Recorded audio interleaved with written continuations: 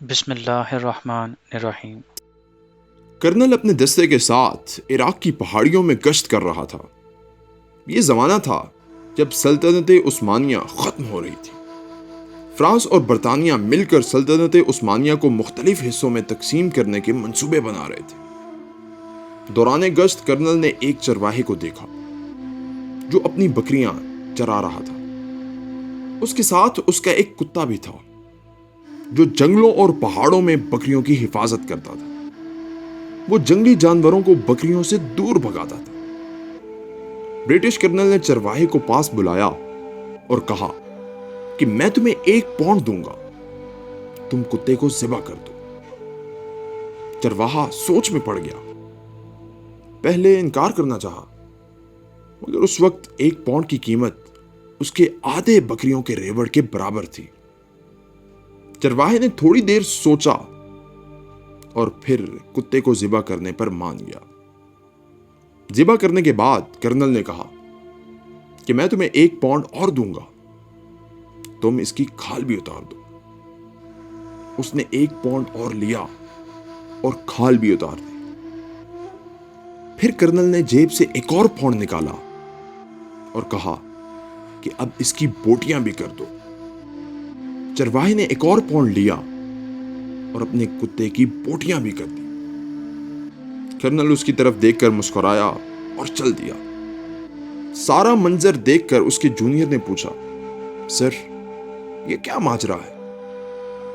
تو کرنل نے مسکرا کر کہا، مسلمانوں میں مجھے ایسے ہی لوگوں کی ضرورت ہے جو اپنے محافظوں اور اپنے لوگوں کا احساس کرنے والوں، اپنوں کے لیے لڑنے والوں کو نہ صرف اپنے ہاتھ سے ذبح کر دیں بلکہ اس کی کھال بھی اتار لیں اور اس کی بوٹیاں بھی کر دیں۔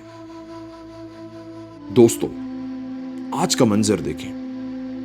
غیر قوموں کا مسلمانوں کے ساتھ برتاؤ وہی ہے جو مخلص نظر آئے اسے مروا دیا جاتا ہے، پھر اس کی شخصیت کی کھال اتار کر اس کی تکہ بوٹی میڈیا کے ذریعے کی جاتی ہے، اور ہم بکریوں کی طرح اپنے لیے لڑنے والے کو ذبح ہوتے دیکھتے رہتے ہیں۔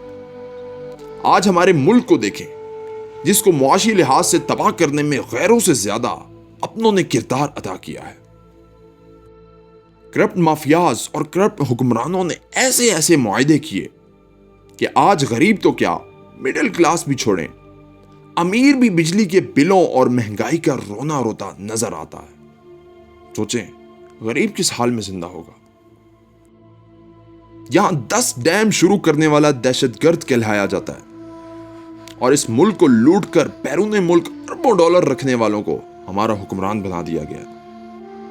کسی نے کیا خوب کہا تھا، 75 سالوں سے ہمارے اوپر مسلط اس ٹولے نے ہمارے معاشرے کا یہ حال کیا ہے کہ آج ہمارے تھانے رشوت کا گڑھ ہیں، مگر وہاں لکھا ہوتا ہے رشوت لینے والا اور دینے والا دونوں جہنمی ہیں۔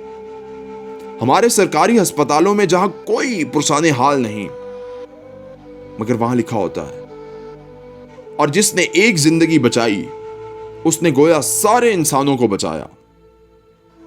ہماری کچہری میں 200 میں گواہ مل جاتا ہے، مگر وہاں لکھا ہے جھوٹی گواہی شرک کے بعد سب سے بڑا گناہ ہے۔ اور تو اور ہماری درسگاہیں علم کم پیسے زیادہ کماتی ہیں، مگر وہاں لکھا ہوتا ہے علم حاصل کرو ماں کی گود سے قبر کی گود تک۔ ہماری عدالتوں میں انصاف در بدر ٹھوکریں کھا رہا ہے، اور وہاں لکھا ہوتا ہے لوگوں کے درمیان حق کے مطابق فیصلہ کرو۔ ہمارے بازار جھوٹ، خیانت، دھوکہ، فریب اور ملاوٹ کے اڈے ہیں، اور وہاں لکھا ہوتا ہے جس نے ملاوٹ کی وہ ہم میں سے نہیں۔ یہ ہے وہ درس جو اس کرپٹ مافیا کی وجہ سے ہم نے پایا ہے۔ تو یہاں میرا ایک سوال اپنے لوگوں سے ہے کہ اب تم اور کیا چاہتے ہو؟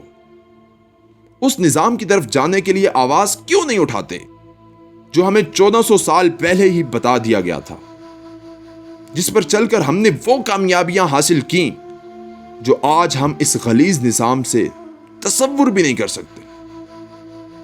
دوستو، غلامی کی طرح زندگی گزارنے کی بجائے आजाद मुसलमानों की तरह सोचना शुरू कर दो, उन मुसलमानों की तरह जो कहते थे इंसाफ के लिए अकेले लड़ना पूरी दुनिया का सुल्तान बनने से बेहतर है। 1400 साल पुराने सबक याद कर लो, जिंदगी सबक सिखाना छोड़ देगी। अल्लाह हमें हमारे आका मोहम्मद मुस्तफ़ा सल्लल्लाहु अलैहि वसल्लम की सुन्नत पर चलने की तौफीक अता फरमाए, आमीन। या अल्लाह, मेरे लिखने या बोलने में कोई गलती हो गई हो तो मुझे माफ फरमाइएगा, आमीन। दोस्तों, अगर आपको ये कंटेंट अच्छा लगे तो हमारे चैनल को ज़रूर लाइक, सब्सक्राइब और शेयर कीजिएगा ताकि हम ऐसी मज़ीद वीडियोस आपके लिए ला सकें। शुक्रिया और अल्लाह हाफिज़।